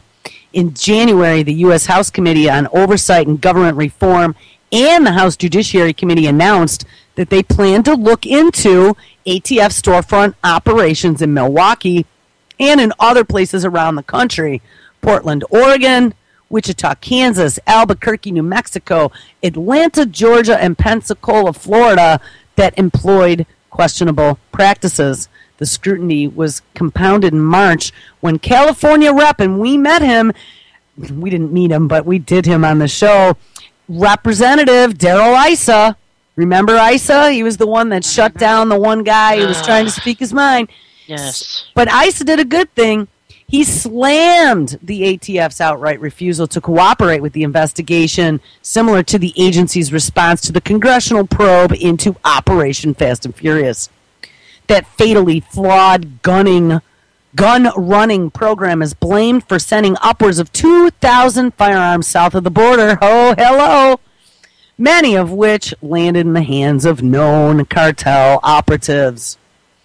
At least one of those firearms linked to Fast and Furious was found at the murder scene of U.S. Border Patrol agent Brian Terry.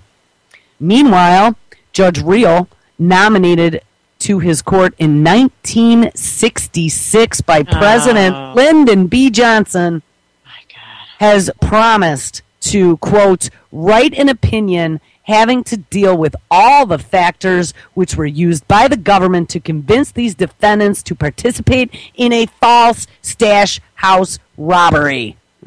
When it does, guns.com will bring it to you. So, man, this dude has been on the court since 1966. He must be Supreme Court if he was appointed by a presidential U.S. District Court, actually, by Lyndon B. Johnson. That's 47 years. So, yeah, like I said, he looks pretty old. He's probably pretty close to retirement at some point, or maybe they go for life. Maybe they go until death. They are for life unless they retire. They go till they die. Now, that is a big flaw in our system because they are appointed. No. I don't think it's a U.S. Supreme Court. I think it's what? State Supreme Court? Oh, the district court. Yeah, I don't know. District court, yeah. District. But I don't think they have time limits, though. Well, this is U.S. District Court. Okay, U.S. District Court. Okay. He's a federal judge out of California. Not the Supreme Court. But he's a U.S. District federal judge, yes. Those get elected. No, he was appointed. Appointed, that's right. Okay, guys. He was nominated to his court, so whatever that means. There we go. But regardless, he's been there since 1966. 47 years. Yes. Yeah. All right, so there's a clip at the end here, and I hate Fox News, honestly, but it's Daryl Issa, it looks like, here being interviewed. Yeah, Issa demands answers on the ATF sting operations. Let's play that. Can we? Sure. Do you guys mind? Do it. All right, I want to hear this. At getting guns off the streets. A recent investigative report by the Milwaukee Journal-Sentinel lists a series of blunders. In operations in 6 cities, agents allegedly took advantage of the mentally ill, set up stings near churches and schools, and made decisions that some claim actually increased crime in their neighborhoods. 3 key members of Congress have written a letter to the ATF's director demanding answers. One of those is Congressman Daryl Issa, Republican from California and chairman of the House Oversight Committee. Chairman, good to see you today. Good to see you, Shannon. And you know, this is Fast and Furious revisited. You finally have a confirmed director with B. Todd Jones who is supposed to clean up this operation. And instead, what you see in many of these cases, they're continuing. They're continuing to have this be what's called a rogue organization. But I think for the members of the ATF, I want to make sure I make one thing clear. The ATF never acts alone. The FBI and the U.S. attorneys in each of these areas, political appointees in the case of the U.S. attorney, they work hand in hand. So this is not something where you say, well, it's a few agents, as they tried to say initially in Fast and Furious. This is the President Obama's Department of Justice that continues to support these sting operations, these rogue operations as they're called, that lead to harm in communities. Well, and the Journal-Sentinel said that they found that mentally ill or mentally disabled folks were being used and then later arrested in these cases, that young people were being sort of plied, according to their allegations, with alcohol and with pot. People were being offered huge sums to turn in guns, almost paid off in a sense, creating a cottage industry of doing this. And, you know, so far what we're hearing from the ATF, they had a statement that said that this is biased reporting and that they were doing their jobs. Their job is to enforce the system that prevents guns from being sold wrong. And then they do have an investigative role, but they have that hand in hand with the FBI and the U.S. attorneys and Department of Justice. I think what we have here, once again, is a war on guns, if you will, that causes them to take these bold moves, bold and reckless moves, because they hate guns so much. Fast and Furious had the opposite effect. It made Americans scared of their government, and particularly when the Attorney General and the President refused to answer questions about false statements made to the American people. And whether it's Fast and Furious, and they're not doing it, or being lied to by the NSA, the American people are getting tired of assuming that an agency does one thing and then finding out that they're abusing citizens, and in this case, the mentally retarded. Well, the Oversight Committee has been very busy. Your critics say that it's politically driven. They're not happy about how busy you've been. But let me ask you about another thing that you've been probing, which is Benghazi. Something I hear, and I'm sure you get this question all the time, why not appoint a select committee? Why hasn't that happened? Will it happen? Well, I think one thing that the American people have a hard time understanding is a special prosecutor, a criminal special prosecutor, is a different entity. And we could have a discussion about, in light of the IRS essentially being investigated by almost a political operative of the president with the amount of money she gave. That's a good case for a special prosecutor. In the case of select committees, the fact is I have all the same powers and have used all the same authorities as a select committee would use.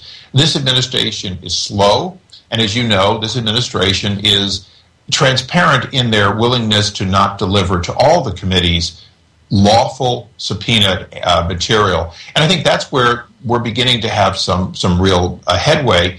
A Obama appointee, a federal judge, has in fact begun going forward to order the administration to turn over the false statements and the information related to it in Fast and Furious. It may break loose the whole idea that this administration cannot deliver us what they want, lie to us when they want to, and then slow roll any kind of discovery of information related to false statements. Are we any closer to answers on Benghazi about what we were doing there, about what really happened? Well, I think until last Sunday with the New York Times, we were getting closer. It's very clear that what we had there was a terrorist attack that was premeditated and could be easily predicted because the communications show it was predicted, a failure to give our people the kind of security that even Admiral Mullen said, had they had it, there wouldn't have been an attack in all likelihood. And then the question of why did they give us a false statement trying to take a little piece of information and call it a video? So are we getting closer? Yes. We're interviewing this coming next 2 weeks DOD people for the first time in an unclassified role, asking them to tell us what we can then make available to the American people. And I think the important thing on Benghazi is we know a lot, but the American people deserve to know it publicly for them to see the facts as given in sworn testimony. And here's the thing, guys. You notice how this is all stitched together. Benghazi is in the middle of all this. Stevens, guns being run into Turkey, the CIA training militants, all those prisons, the prison breaks with all the militants getting let go as they're running for jihad for Syria. Guys, this is all connected. It's all gun running. I was reading something the one day, as I remember, we actually did a protest song back in the 80s over freaking Oliver North. And that whole Benghazi thing was, I just had it in my head and I forgot it. What was it called with the guns in the 80s? Oh, with the Contras? Yeah. Iran-Contra scandal. Thank you. Benghazi is Iran-Contra scandal too. Yes. Continuation. They stopped doing this shit. They continue to do it. In a way, it's like they're putting it out there as like almost the test to see if anybody does anything. Right. Well, they got away with it the first time. Let's do it again. And you can tell this guy's just from this guy's pussy-footed responses. I know. I mean, it's just like he's tiptoeing around the whole thing. Well, he's gotta like go for it. But I called his office, if you guys remember, after that one. Congressman wanted to ask additional questions of that Lerner chick about the IRS scandal targeting right-wingers or whatever, and he shut the whole thing down and wouldn't even let the congressman ask his question. Yeah, see. It's like, but what kind of an investigation is that? You let the guy ask his question, and he was as much of a member of an elected they were all elected officials by us. He should be able to ask whatever question he wanted. He wasn't like some yahoo off the street that was disrupting the proceedings. Well, see, he says one thing in front of the cameras, but then when it comes right down to it, when it comes down to the actual hearing, he does the complete opposite. Yeah.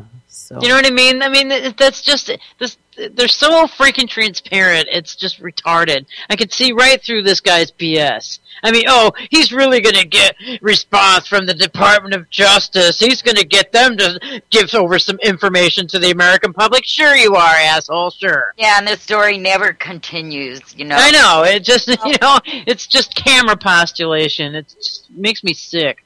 Here, I want to play one more clip. So out of all of this, though, this is basically where it's gotten us as to where we are today, gun control.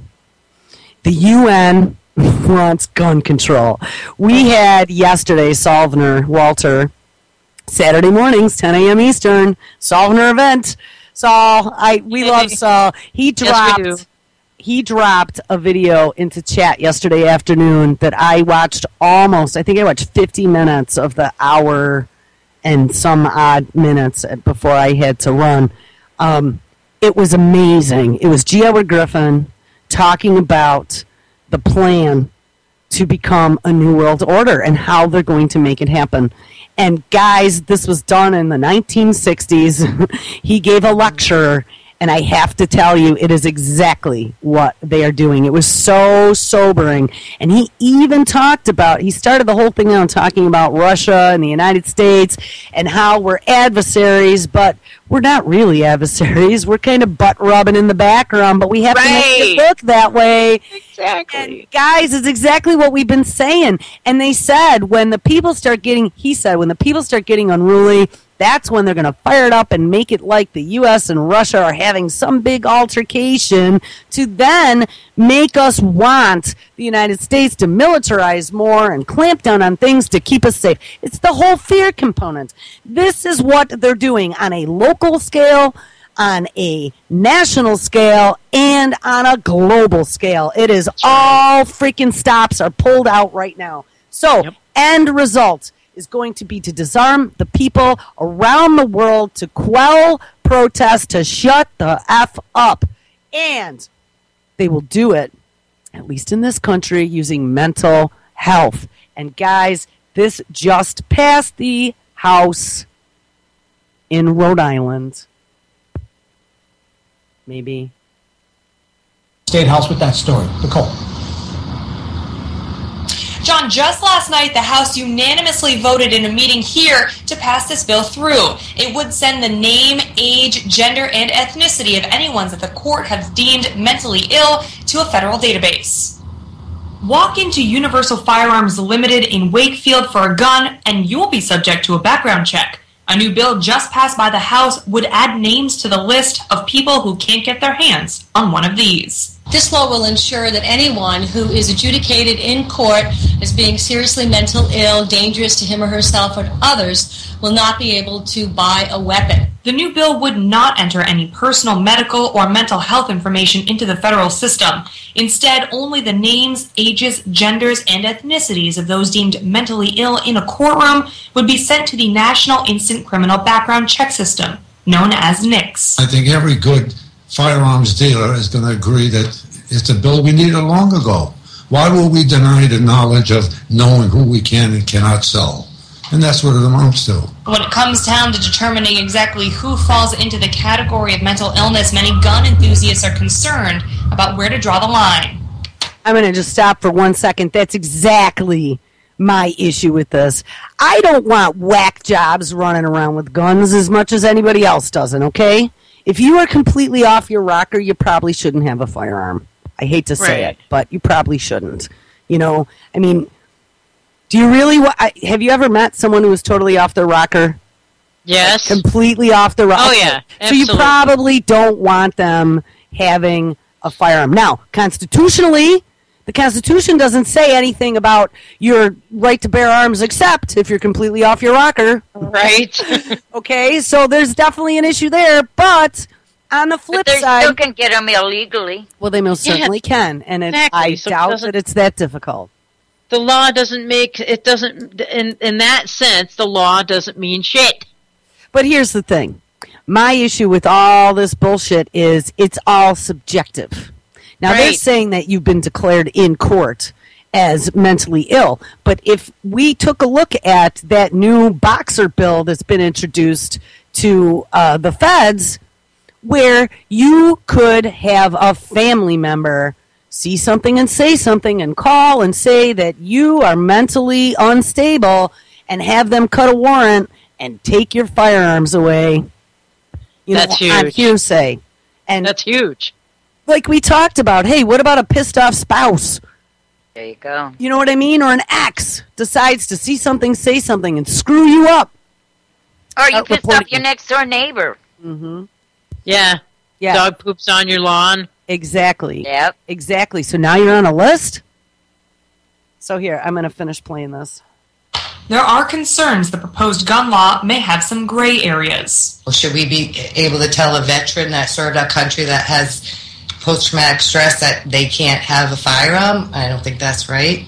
So there's just a lot to consider. This is not about somebody who's depressed or has anorexia or something like that. Today, we're talking about people with serious mental illness who've been involuntarily committed and have been adjudicated in district court. The bill must still be approved by the Senate and signed by the governor. If it passes, courts will begin sending over the information next January.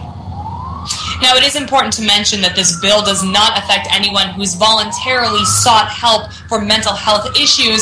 Lawmakers behind the bill tell me they did not want to discourage anyone from getting the help they feel they need. Live in Providence tonight, Nicole Gerber, ABC 6 Now, News. does that stop the FBI from giving mentally disturbed people, guns and stuff in their little sting operations? Yeah, probably not. Exactly, Zori. Absolutely. That's a fun kick-ass point. I mean, here's the thing. I don't disagree with complete off-their-rocker whack jobs not having firearms. It's just probably not a good idea. It really isn't. But when you start making distinguishing divisions like that and putting labels on people and using, you know what I mean? Like there's subjectiveness that goes into it. I could see abuses, and I could see that there are baby steps. This is step one. Right. Today it's not that you've sought help for depression or PTSD, but tomorrow it might be. That's Well, right. how many law enforcement are mentally off? Or have control issues. Or are on antidepressants. Or have PTSD. Yeah. Or just are plain, mean, evil people. So Roid rage. Right. Exactly. They're on freaking steroids. Cops on roids. Holy crap! I mean, really? I mean, this is just it doesn't make any sense. Well, it makes sense. I mean, you see exactly why they're doing it, but I think that they're giving us all PTSD by every week there being another school shooting. Exactly. It's to then get these mind control. Right. Yeah. And, we're going to run out of time, but I really wanted to go back, and there was one more study. We started talking about that mouse and how they were using the electrical shocks to make it forget things. Remember, we were talking about that on Wednesday. There was a story that went a step beyond that, and actually it was the next one in my list under that ATF one.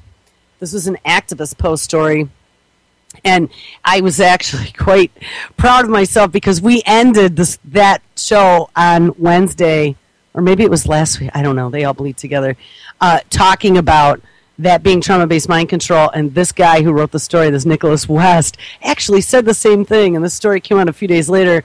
Mind control scientists find new memory manipulation technology, an update to the ongoing quest by neuroscientists to manipulate human thought and what we can do to combat it. That's the subtitle.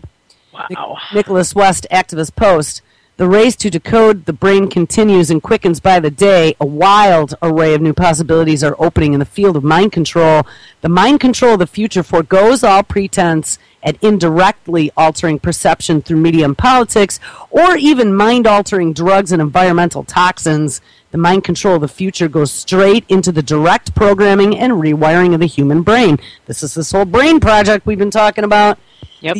These new mind control techniques are being introduced in gadgets that create brain-computer interfaces, magnetic manipulation via neural dust, Yeah, and I will guarantee you that if we clicked on that, that would start talking about smart dust and nanotechnology, and even the direct uploading of the contents of our brain. One must then consider the subsequent hacking of our minds in the digital realm. Memory research is a key component of this all as well, and neuroscientists are making great strides to ensure that our memories are destined to become fully controllable. Our memories help us form our identity, who we are relative to where we have been. Positive or negative lessons from the past can be integrated into our present decisions, thus enabling us to form sound strategies and behaviors that can aid us in our quest for personal evolution. But what if we never knew what memories were real or false? What if our entire narrative was changed by having our life's events restructured? Or what if there were memories that were traumatic enough to be buried as a mechanism of sanity preservation, only to be brought back to us in a lab? The latest research indicates a disturbing quest by technocrats and reductionists to interfere with this human cognition and even deliberately plant false memories or create entirely new ones. The military already has openly discussed a desire to erase the memories of soldiers through pills or direct brain implants for those suffering PTSD. This is seen as a viable solution rather than investigate and ameliorate the horrific events which have put soldiers into stressful situations to begin with. Multi-tour soldiers are more suicidal than ever before, and military researchers would like to rewire their brains as opposed to rework our current understanding of war and peace. Damn the ethics, science continues full throttle, largely at the behest of military ideology and funding. The proverbial canary in the coal mine has transformed into a lab animal. Apparently, until humanoid robots can be released full force, they need to create the best human facsimile possible. In a supposed attempt to understand why people can have memories of things that never happened or divergent reports of the same documented event, the upshot of recent experiments with mice that is in fact possible to show that it is in fact possible to implant false memories of events that never happened. Beyond that, researchers can also implant fear. Quote, the researchers placed a mouse in a brand new environment, and as the mouse explores this environment, I think actually this is from the article we read, new memories are created in the hippocampus, which is the region of the mammalian brain that we know is deeply involved with memory formation. In place A, the mouse has the time of its life. The mouse is then relocated to a different environment, place B. While in place B, the neuroscientists stimulate the memory of place A using optogenics, which was the flashes of light, remember? Yes. While simultaneously delivering electric shocks to the mouse's feet, causing fear and pain. Guys, I think the light from the television, with all the traumatic events, is doing exactly this to us. Yep, the flickering. Think about it. When the mouse is returned to place A, it freezes in fear. This is because the mouse's brain has somehow confused the fear of electric shocks in place B with its memory of place A. In other words, a false memory has been created. Now this is back to the author. What you have just read is a form of, we called it trauma-based mind control. Yay. Of additional note is that scientists employed a virus to change, quote, the neuron's DNA so that they produce a protein switch that is sensitive to light. Then when these neurons are struck by the light, a hole is drilled into the mouse's skull and a laser is shot into that region of the hippocampus. The memory is turned on. A literal on and off switch to produce fear. Ironically, a recent study at Scripps has claimed to discover how to remove these fear and trauma-based memories, selectively wiping the hard drive clean. They are excited about the possibilities to reduce, quote, dangerous drug-associated memories, unquote, and other types of post-traumatic stress disorder while preserving the happier times. The human brain is exquisitely adept at linking seemingly random details into a cohesive memory that can trigger myriad associations, some good, some not so good. For recovering addicts and individuals suffering from post-traumatic stress disorder, unwanted memories can be devastating. Former meth addicts, for instance, report intense drug cravings triggered by associations with cigarettes, money, even gum. used to relieve dry mouth, pushing them back into addiction they so desperately want to leave. Hey, you want to quit coffee? That's the only way I could do it. I had to quit beer. I had to quit cigarettes. I had to quit driving long distances for a while because those were triggers. Those were triggers that made me want to drink coffee. Same thing with cigarettes. If I quit smoking cigarettes, I have to quit beer and I have to quit coffee because those are triggers. Right. Let's see how much further we go. This is a super, super long article, so we're going to skip down here. They go through, they start talking about, along the similar lines, researchers have found ways to bring back memories by targeting specific frequencies. Talked about that as well. Once again, touting the benefits to Alzheimer's patients. Remember, it's all in the name of curing Nana. Or cancer.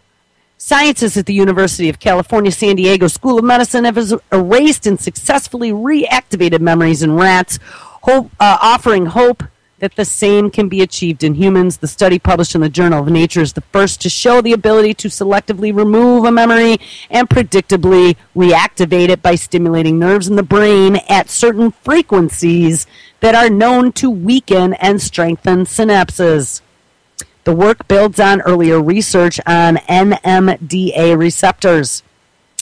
Robert Manilow, and we actually, he was in an article we read, a professor of neurosciences and a senior author of the study, said, we can form a memory, erase a memory, and we can reactivate it at will by applying a stimulus that selectively strengthens and weakens synaptic synapses.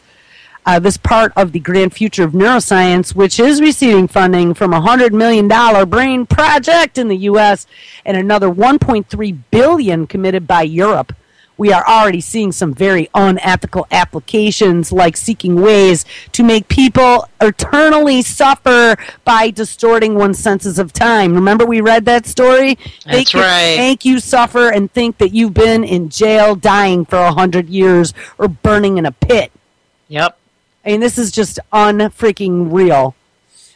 I think we might save the rest of this for tomorrow because the next piece is, so how does one combat attempts at mind invasion? And I think the tinfoil hat might become a reality at some point in the future. I hate to say it, but it is true. It's crazy, but true. Guys, I really hope we've done a good job illustrating how all these pieces are so connected together. This is a big, fat, freaking psyop that has been in play for a lot of years. Yes. This is the end game. They are playing the last aces of spades right now. So, you know what? You can call it a hoax all you want. It is way beyond a hoax, I'm going to tell you that. Yeah, exactly. This is evil plan orchestration number 1,273 is what it is. 1,000. That's hilarious. But it's true, and it's scary, and it's not... and we're out of time. Yes, we're out of time, darn it. So I'm sorry if you're rocking in your seats. Mr. Kevin Blanche is up next, so he will help you get rid of some of that frustration by dropping 10 million F-bombs. All right, ladies, thank you so much for being here today, and thank you so much for listening. We will catch up with you guys tomorrow for Friday. Right? Or is today Friday? No, tomorrow's Friday. Tomorrow's Friday. All right. Thank you. Hey. All right, everyone, stick around tonight for some great radio. Catch up with you later. Take care. Thanks, Jules. Bye-bye. Bye, ladies.